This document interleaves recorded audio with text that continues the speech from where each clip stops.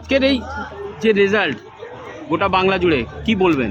পশ্চিমবঙ্গের মানুষ 5 বছর ধরে ঠিকই করে নিয়েছিল কখন ইভিএমের বোতামটা টিপবে।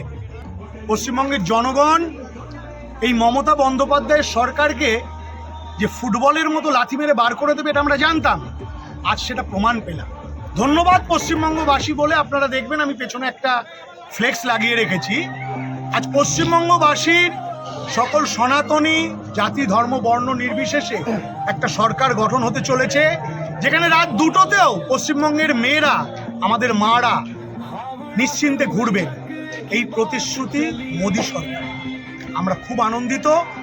দীর্ঘদিনের আমাদের যে লড়াই, আজ পশ্চিমবঙ্গবাসী আমাদের সেই স্বপ্নকে পূরণ করছে।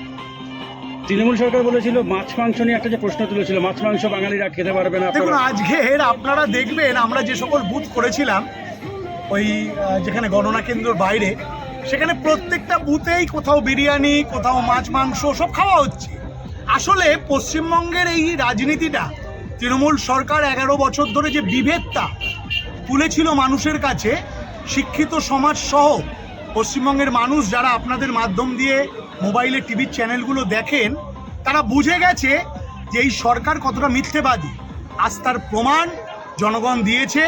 আর আমাদের একটা ঘোষিত কর্মসূচিও আছে, 6 তারিখে আমরা সমগ্র বুথে বুথে মাছের ঝোল ভাত খাওয়াবো দাদা, এটা আমাদের কর্মসূচি।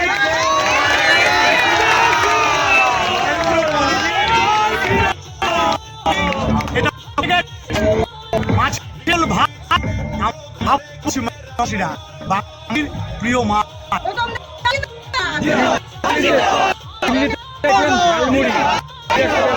দেখা গেল এই ঝালমুড়ি